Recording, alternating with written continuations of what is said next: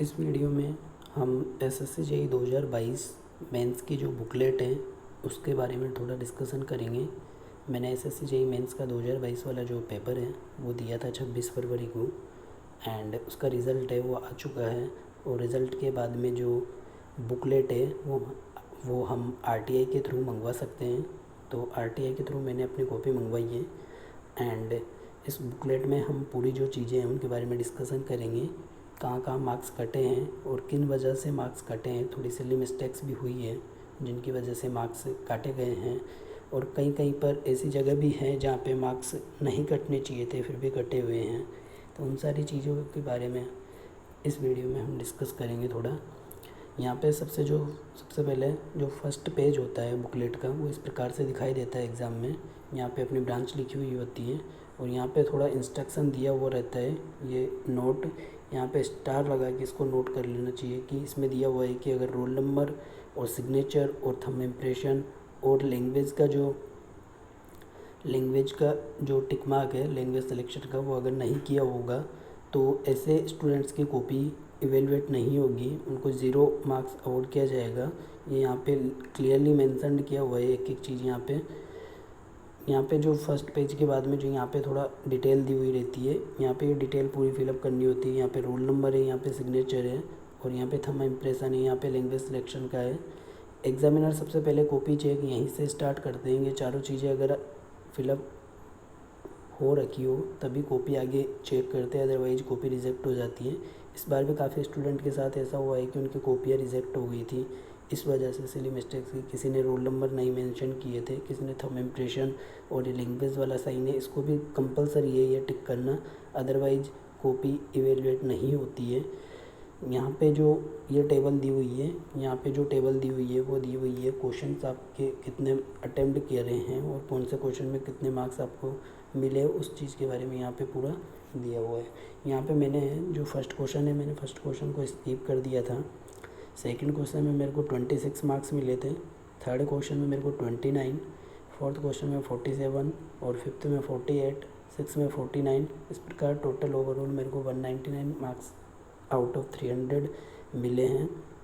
यहाँ पे first question से हम चलते हैं। फर्स्ट क्वेश्चन इसका यहाँ पे थोड़ा जनरल इंस्ट्रक्शंस दिए हुए रहते हैं कि रोल नंबर वगैरह फिल करना है, इन सब चीज़ों के बारे में थोड़ा दिया हुआ है। एंड यहाँ पे एक चीज़ और मेंशन की हुई है कि यहाँ पे एग्ज़ाम में कोई भी कोड वगैरह ये ले जाना अलाउड नहीं है, लेकिन जो कोड की डिटेल्स है, जो भी स्पेसिफिकेशन है जो रिक्वायर्ड होती है क्वेश्चन के अंदर, वो यहाँ पे क्लियरली मेंशन है। आईएएस जैसे यहाँ पे आईएएस 456 के बारे में मेंशन है कि आरसीसी का कोड है। आरसीसी से रिलेटेड जो भी क्वेश्चन में डिटेल चाहिए होगी, स्पेसिफिकेशन चाहिए होगी, वो इस बुकलेट के लास्ट पेज में मेंशन होती है। अभी दिखा दूँगा। यहाँ पे जो इंस्ट्रक्शन इंग्लिश में दिए उनका हिंदी ट्रांसलेशन यहाँ पे दे रखा है। फर्स्ट क्वेश्चन यहाँ पे जो है वो है फर्स्ट का ए पार्ट है, वो है फर्स्ट क्लास ब्रिक्स की कैरेक्टरिस्टिक्स के बारे में पूछा गया है। इस बार जो एसएससी जेईई मेंस का पेपर हुआ है उसमें स्टार्टिंग के जो 5 क्वेश्चंस है उनमें सभी में 4 पार्ट में डिवाइडेड है वो, और एवरी पार्ट 15 मार्क्स का है। तो इस प्रकार 60 नंबर का एक क्वेश्चन है और जो लास्ट का 6 नंबर का क्वेश्चन है उसमें 3 पार्ट्स हैं, वो भी 60 नंबर का है। और जैसा कि इसमें 6 क्वेश्चन आते हैं उसमें से 5 अटैम्प्ट करने होते हैं, तो मैंने जो फर्स्ट क्वेश्चन है वो स्किप कर रखा है। तो फर्स्ट क्वेश्चन मैंने ये स्किप कर दिया था। फर्स्ट का जो बी है वो दे रखा है आइडियल पेंट की कैरेक्टरिस्टिक्स पूछी है इसमें। और फर्स्ट का जो सी पार्ट है वो दे रखा है प्लेनीमीटर का एक क्वेश्चन आया था, ये फार्मूला लगा के सोल्व करना था। इसमें सिंपल सा एक फार्मूला है बट ये मैंने स्किप कर दिया था क्वेश्चन। और इसका जो फोर्थ पार्ट है वो भी सर्वेइंग से पूछा गया है, रेसिप्रोकल लेवलिंग का क्वेश्चन था। एंड क्वेश्चन नंबर 2 से हम स्टार्ट करते हैं। क्वेश्चन नंबर 2 यहाँ पे ये है, यहाँ पे सोइल मैकेनिक्स का क्वेश्चन था ये। इसमें पूछा था void ratio, dry density and unit weight of soil at 50% saturation, यानी कि डिग्री ऑफ सेचुरेशन है उसकी वैल्यू 50% दे रखी है। एंड पोरोसिटी है उसकी वैल्यू 40% दे रखी है। Specific gravity of soil solids उसकी दे रखी है 2.7। यहाँ पे जो तीनों चीज़ों के बारे में पूछा था, सबसे पहले यहाँ पे मैंने गिवन डाटा मेंशन किया है कि पोरोसिटी इतनी दे रखी है, स्पेसिफिक ग्रेविटी इतनी दे रखी है। एंड जो वैल्यू पूछी थी वो इसे यहाँ पे ये जो हाईलाइट कर रखी है वैल्यू 0.666, ये वॉइड रेशियो की वैल्यू यहाँ पे निकाल दी मैंने। एंड उसके बाद में जो वैल्यू ड्राई डेंसिटी की, वो ड्राई डेंसिटी की यहाँ पे निकाल दी। और यहाँ पे जो मैंने वाटर का यूनिट वेट गामा डब्ल्यू वो अज्यूम करा था, वो यहाँ पे मैंने मेंशन कर दिया कि मैंने 9.81 किलो न्यूटन पर मीटर क्यूब अज्यूम करा है। देन उसके बाद में गामा टी की वैल्यू है, यानी कि total unit weight of soil, वो 50% सेचुरेशन के लिए यहाँ पे निकाला हुआ है ये गामा टी की वैल्यू। एंड इस क्वेश्चन में मेरे को 15 आउट ऑफ 15 मार्क्स मिले, बिकॉज तीनों क्वेश्चन ये काफ़ी सिंपल क्वेश्चन था और तीनों चीज़ें जो निकालनी थी वो सारी मेंशन करी हुई है। नेक्स्ट जो क्वेश्चन है इसका बी पार्ट है, वो पूछा, ये भी सॉइल मैकेनिक्स का क्वेश्चन है। इसमें पूछा गया था लोड सेटलमेंट कर्व के बारे में। जो प्लेट लोड टेस्ट हम सॉइल मैकेनिक्स में बियरिंग कैपेसिटी डिटर्मिनेशन के लिए करते हैं, उसके जो प्लेट लोड टेस्ट से जो रिज़ल्ट निकल के आते हैं, जो लोड और सेटलमेंट के बीच में जो कर्व बनता है, उस कर्व के बारे में यहाँ पे पूछा गया था और उस कर्व को डिस्क्राइब करना था। यहाँ पे जो कर्व के बारे में थोड़ी डिटेल लिखनी थी, वो डिटेल मैंने लिखी कि कर्व कहाँ से बनता है और क्यों बनता है उसके बारे में। देन उसका जो कर्व कैसे बनता है वो थोड़ा मेंशन किया मैंने यहाँ पे। कर्व ए कर्व बी किस चीज़ को इंडिकेट करते हैं, जैसे कर्व ए डेंस सॉइल को इंडिकेट करते हैं, कर्व बी लूज सॉइल को। इस प्रकार मैंने पूरा यहाँ पे लिख रखा है। एंड उसके बाद में इस कर्व और जो लोड सेटलमेंट कर्व है उसके जो रिज़ल्ट निकल के आते हैं उससे, वो चारों एम्पेरिकल रिलेशंस हैं। वो चारों एम्पेरिकल रिलेशंस एंड उनके नोटेशंस, ये किस चीज़ को डिनोट करते हैं, वो सारे नोटेशंस मैंने यहाँ पे मेंशन किए हुए हैं कि क्या क्या नोटेशंस हैं उनके। तो उस नोटेशन सारे मेंशन किए हुए, इस बिहाफ पे मेरे को 11 मार्क्स इसमें दिए हुए हैं। नेक्स्ट जो क्वेश्चन था वो था, इसका क्वेश्चन था, ये सर्वेइंग का बोल लो इसको या फिर रेलवे का बोल लो, एम्बैंकमेंट वाला जो क्वेश्चन है, वॉल्यूम निकालना था इसका, वॉल्यूम वगैरह निकालने का। तो इसमें से ये मैंने स्किप कर दिया था एंड थोड़ा बहुत किया था, बट उसमें कोई स्टार्टिंग वाला कर रखा था तो उसमें 0 मार्क्स मेरे को मिले। नेक्स्ट जो क्वेश्चन है वो एस्टिमेशन एंड कॉस्टिंग से पूछा गया था, 15 मार्क्स का, काफ़ी इजी क्वेश्चन था। लेकिन इसमें कन्फ्यूजिंग यही था कि यहाँ पे जो मेथड है वो क्लियरली मेंशन नहीं किया था कि स्ट्रेट लाइन मेथड से करना है या फिर डबल डिक्लाइनिंग बैलेंस मेथड से करना है, कौन से मेथड से करना है का, यहाँ पे ये कन्फ्यूजिंग था। तो मैंने ये स्ट्रेट लाइन मेथड से कर दिया था ये क्वेश्चन, जबकि इसको दूसरे मेथड से सोल्व करना था। तो मेरे को यहाँ पे स्ट्रेट लाइन मेथड से सोल्व करने पे यहाँ पे 0 मार्क्स जो है एग्जामिनर ने दे रखे हैं यहाँ पे। नेक्स्ट जो क्वेश्चन है वो क्वेश्चन था फ्लूइड मैकेनिक्स का। फ्लूइड मैकेनिक्स में जो शार्प वेयर होता है, सबमर्ज वेयर, उसके बारे में पूछा गया था, मैंने ये भी स्किप कर रखा था। नेक्स्ट जो क्वेश्चन था वो भी फ्लूइड मैकेनिक्स से पूछा गया था, ये प्रीवियस ईयर का रिपीटेड क्वेश्चन था। इक्विलिब्रियम ऑफ फ्लोटिंग बॉडीज़, इनके बारे में, इनके टाइप्स और डिफरेंट टाइप्स की जो इक्विलिब्रियम्स होते हैं उनके बारे में मेंशन करना था। तो मैंने यहाँ पे तीनों टाइप्स लिख दिए। टाइप्स लिखने के बाद में इनके थोड़े वो डायग्राम में वो बना दिए थे। सबमर्ज बॉडी की जो कंडीशंस होती है वो लिख दी, पार्शियली सबमर्ज बॉडी की थोड़ी बहुत कंडीशंस मैंने लिख दी। यहाँ पे जो बी मेटा सेंटर वगैरह इनकी जो नोटेशन से वो लिख दिए, उसमें मेरे को 7 मार्क्स आउट ऑफ 15 यहाँ पे मिले हैं। थर्ड नेक्स्ट जो क्वेश्चन है वो है रिक्यूपरेशन टेस्ट का, ये नया क्वेश्चन था इस बार। और ये इसमें थोड़ा सा वो होता है कि यहाँ पे क्लियरली मेंशन नहीं थी एच की वैल्यू इसके पर मीटर निकालना था। इसमें जो डिस्चार्ज निकालना था वो डिस्चार्ज भी पर मीटर लेंथ के लिए मतलब पर मीटर ड्रॉ डाउन के लिए निकालना था। अब इसमें दे नहीं रखा था वो क्वेश्चन में, तो मैंने यहाँ पे जो पूरा फॉर्मूला है वो बिल्कुल करेक्ट लिख रखा था। बट इसमें जो एच की वैल्यू मैंने मेंशन नहीं करी थी। अगर एच की वैल्यू यहाँ पे मेंशन करते हैं तब भी रिज़ल्ट वही निकल के आता है, बट एच की वैल्यू यहाँ पे मेंशन करनी पड़ती और वहाँ पे जो एच की वैल्यू है उसको अज्यूम करना पड़ता 1 मीटर। एंड उसको जो डिस्चार्ज निकल के आता है उस डिस्चार्ज को पर मीटर के लिए निकालना होता है, जो कि एग्जामिनर ने कॉपी चेक करते टाइम मेरे यहाँ पे क्वेश्चन मार्क लगा रखा है कि आपने एच की वैल्यू नहीं लिखी थी इसमें, इस वजह से मेरे 8 मार्क्स इसमें काट लिए, एक छोटी सी सिली मिस्टेक की वजह से। नेक्स्ट जो क्वेश्चन था वो क्वेश्चन था सॉइल मैकेनिक्स का। इसमें प्रेशर एट रेस्ट पूछा हुआ था। तो प्रेशर एट रेस्ट के लिए यहाँ पे जो के नोट की वैल्यू है वो मैंने निकाल दी। यहाँ पे डायग्राम बना दिया। डायग्राम के बाद में जो प्रेशर निकालना था वो टॉप पे कितना था एंड बॉटम में कितना प्रेशर है उसके बारे में निकाल दी। यहाँ पे वो प्रेशर निकाल दिया, डायग्राम बना दिया, प्रेशर डिस्ट्रीब्यूशन डायग्राम, और टोटल प्रेशर कितना निकल के आया वो टोटल प्रेशर यहाँ पे हाईलाइट कर दिया था मैंने। एंड ये कहाँ पे एक्ट होगा, base 2 metre from base. And इसमें मेरे को 15 आउट ऑफ 15 मार्क्स है जो मिले हैं यहाँ पे, 15 आउट ऑफ 15। नेक्स्ट जो क्वेश्चन था वो क्वेश्चन था ट्रांसपोर्टेशन इंजीनियरिंग का, हाईवे का। अब इसमें थोड़ा सा ये था कि यहाँ पे ओवरटेकिंग सेफ स्पीड पूछी हुई थी, बाकी इसमें और कोई, बाकी प्रीवियस ईयर का ही रिपीटेड है, बस यहाँ पे स्पीड पूछी हुई थी, बट मैंने इसमें स्पीड नहीं निकाली थी, मैंने पूरा वही कर रखा था। इसमें एक्सेलरेशन भी नहीं दे रखा था, एक्सेलरेशन मैंने अज्यूम किया था 0.96 मीटर पर सेकंड स्क्वायर, और जो व्हील की बेस होती है उसकी लेंथ है वो मैंने अज्यूम करी थी 6.1 मीटर। ये दो डेटा है जो इसमें गिवन नहीं थे, ये दोनों अज्यूम करने थे। एंड मैंने पूरा यहाँ पे डायग्राम बना के और ओवरटेकिंग साइड डिस्टेंस है वो निकाल दी, 15 आउट ऑफ 15 मार्क्स मेरे को इसमें मिल गए। नेक्स्ट जो क्वेश्चन है, नेक्स्ट क्वेश्चन था वो भी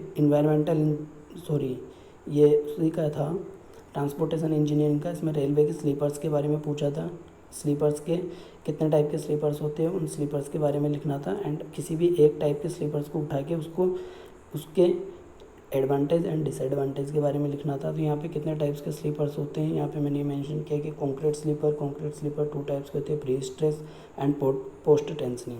फिर उसके बाद में जो वुडन स्लीपर है एंड मेटेलिक स्लीपर है, मेटेलिक स्लीपर भी 2 टाइप्स के होते हैं, steel sleepers and cast iron sleepers. And जो कंक्रीट स्लीपर है, कंक्रीट स्लीपर के एडवांटेज और डिसएडवांटेज में मैंने 2-2 4-4 पॉइंट्स लिख दिए थे, एंड इसमें मेरे को मिले 10 marks out of 15, 10 marks out of 15 इस क्वेश्चन में मेरे को मिले हैं।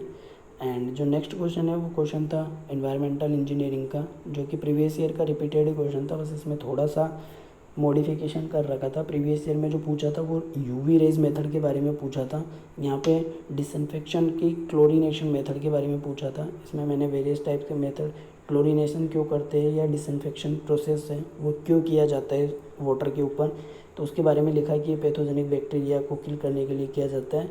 एंड इसके जो मेथड है वो 3-4 मेथड मैंने नाम लिखे मेथड के, क्लोरीनेशन का मेथड लिखा, और इसके जो रिएक्शंस जो इसमें फॉर्म होती है वो सारी रिएक्शंस मैंने यहाँ पे लिख दी। 10 मार्क्स मेरे को आउट ऑफ 15 इसमें मिल गए।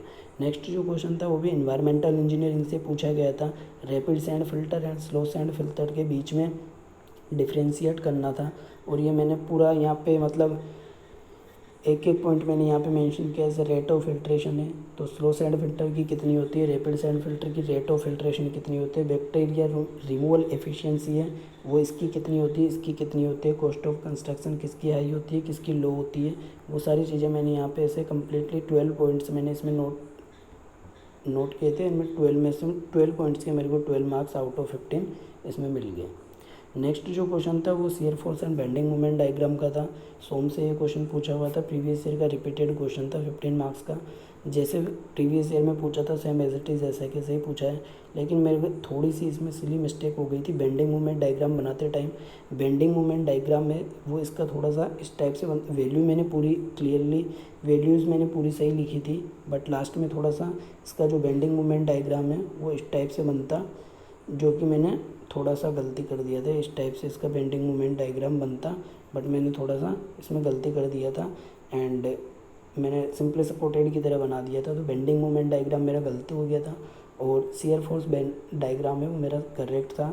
तो मेरे को 7 मार्क्स आउट ऑफ 15 इसमें मिले, 8 मार्क्स है वो BMD डायग्राम के काट लिए एग्जामिनर में। नेक्स्ट जो क्वेश्चन था वो क्वेश्चन पूछा था RCC से। RCC में सिंगली रेनफोर्स कंक्रीट बीम है, उसका मोमेंट ऑफ रेजिस्टेंस निकालना था वर्किंग स्ट्रेस मेथड से। तो वर्किंग स्ट्रेस मेथड से मैंने इसका पूरा निकाला।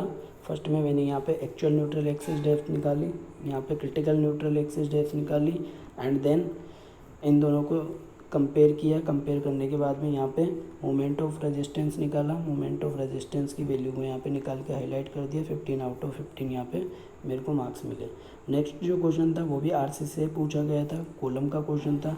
लिमिट स्टेट मेथड से कॉलम की लोड कैरिंग कैपेसिटी है वो निकालनी थी, लोड कैरिंग कैपेसिटी निकालनी थी डायरेक्टली, और कुछ भी नहीं करना था इस क्वेश्चन में।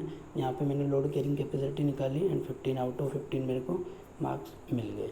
नेक्स्ट जो क्वेश्चन था वो क्वेश्चन था बिल्डिंग मटेरियल्स का। इसमें जो कंक्रीट है, कंक्रीट की वर्केबिलिटी है, उसके फैक्टर्स अफेक्टिंग है, उसके बारे में पूछा था। तो मैंने यहाँ पे थोड़ा बहुत कंक्रीट की जो वर्केबिलिटी है, वर्केबिलिटी क्या होती है उसके बारे में थोड़ा सा मेंशन किया कि वर्केबिलिटी क्या होती है। देन उसके फैक्टर्स हैं, उनके फैक्टर्स अफेक्टिंग है, उनके बारे में मेंशन किया। तो मैंने फैक्टर्स अफेक्टिंग में 7 पॉइंट्स लिखे थे, 7 पॉइंट्स के मेरे को 11 मार्क्स यहाँ पे मिले इसमें। नेक्स्ट जो क्वेश्चन है वो भी BMCT से पूछा गया था। Water cement ratio and strength of concrete, इन दोनों के बीच में जो रिलेशन है उसको डिस्क्राइब करना था, जो कि अब्राहम्स लॉ के नाम से जाना जाता है। तो मैंने यहाँ पे जो वाटर सीमेंट रेशियो है उसके बारे में थोड़ा बहुत लिखा कि वाटर सीमेंट रेशियो होता क्या है, उसके बारे में लिखा। एंड जो अब्राहम्स का लॉ है उसकी जो स्टेटमेंट थी वो स्टेटमेंट मैंने यहाँ पे लिखी है। अब्राहम्स लॉ का जो वाटर सीमेंट रेशियो के बीच में जो रिलेशन निकल के आता है उसका जो कर्व बनता है, वो कर्व मैंने यहाँ पे strength of concrete and water cement ratio के बीच का जो कर्व है वो कर्व यहाँ पे मेंशन किया। और जनरली वाटर सीमेंट रेशियो की जो वैल्यू होती है, रेंज कहाँ से कहाँ तक वेरी करती है और जनरली हम क्या लेते हैं वो यहाँ पे मेंशन किया। इसमें मेरे को 15 में से 11 मार्क्स यहाँ पे मिले। नेक्स्ट जो क्वेश्चन था वो था स्टील स्ट्रक्चर का क्वेश्चन था, रिवेटेड कनेक्शन का। इसमें लेफ्ट जॉइंट एक दे रखा था, लेफ्ट जॉइंट की एफिशिएंसी निकालनी थी और स्ट्रेंथ निकालनी थी। यहाँ पे गिवन डाटा कंप्लीट था, यहाँ पे जो गिवन डाटा है वो मैंने पूरा गिवन डाटा मेंशन किया। देन जो ग्रोस डायमीटर है रिवेट का वो यहाँ पे निकाला 21.5। देन शेयरिंग स्ट्रेंथ निकाली, देन बियरिंग स्ट्रेंथ निकाली। देन बियरिंग स्ट्रेंथ और शेयरिंग स्ट्रेंथ दोनों में से जो लोएस्ट होता है वो रिवेट की वैल्यू होती है। रिवेट वैल्यू जिसे हम बोलते हैं उसी को स्ट्रेंथ ऑफ जॉइंट भी बोलते हैं। तो स्ट्रेंथ ऑफ जॉइंट यहाँ पे मैंने निकाला। देन उसके बाद में टेयरिंग स्ट्रेंथ ऑफ प्लेट निकाली मैंने पर पिच लेंथ के लिए, वो बिल्कुल करेक्ट निकल गया है। लेकिन मेरे से मिस्टेक, थोड़ी सी सिली मिस्टेक यहाँ पे हो गई कि ये full strength of solid plate है, इसमें यहाँ पे जो वैल्यू है स्ट्रेंथ मैंने यहाँ पे 150 ले ली, जबकि क्वेश्चन में क्लियरली दिया हुआ था 156 लेनी थी। यहाँ पे मैंने 156 ली है। लेकिन जनरली हम क्वेश्चंस जब सोल्व करते हैं तो उसमें दी हुई नहीं रहती है, तो 150 हम अज्यूम कर लेते हैं, या फिर क्वेश्चंस में जनरली 150 दी हुई रहती है। तो मैंने इस हिसाब से यहाँ पे जल्दी के चक्कर में थोड़ा 150 ले लिया। इस वजह से मेरी जो प्लेट की जो फुल स्ट्रेंथ है वो 90 निकल के आई एंड जो एफिशिएंसी है वो 32 निकल के आई, जबकि एफिशिएंसी 31 पॉइंट समथिंग आनी चाहिए। तो इस सिली मिस्टेक की वजह से मेरे यहाँ 7 मार्क्स यहाँ पे कट गए, यहाँ पे मेरे 7 मार्क्स कट गए। 18 मार्क्स का वो 25 मार्क्स का ये क्वेश्चन था, उसमें मेरे को 18 मार्क्स मिले। नेक्स्ट जो क्वेश्चन पूछा गया था वो मोमेंट ऑफ इनर्शिया का था। एक टी सेक्शन दिया हुआ था, इस टी सेक्शन में 2 सेक्शन दिए हुए थे, अपर वाला 1 नीचे वाला 2। इन दोनों सेक्शंस का अलग अलग इंडिविजुअल मोमेंट ऑफ इनर्शिया निकाल के और कंबाइंड मोमेंट ऑफ इनर्शिया निकालना था। तो पहले न्यूट्रल एक्सिस डेप्थ निकालनी थी, देन उसके बाद में अलग अलग सेक्शन का अलग अलग मोमेंट ऑफ इनर्शिया निकाल के न्यूट्रल एक्सिस के अबाउट में और complete moment of inertia of lamina निकालना था। तो मैंने यहाँ पे moment of inertia of body 1 and 2 का दोनों का निकाला, सेक्शन 1 सेक्शन 2 का दोनों को ऐड कर दिया और यहाँ पे कंप्लीट मोमेंट ऑफ इनर्शिया निकाला। यहाँ पे मेरे को 20 आउट ऑफ 20 मार्क्स मिल गए। इस प्रकार ओवरऑल ये मेरी मेंस की बुकलेट थी और इस प्रकार ओवरऑल मेरे को 199 मार्क्स है जो मिले हैं आउट ऑफ 300। Thank you.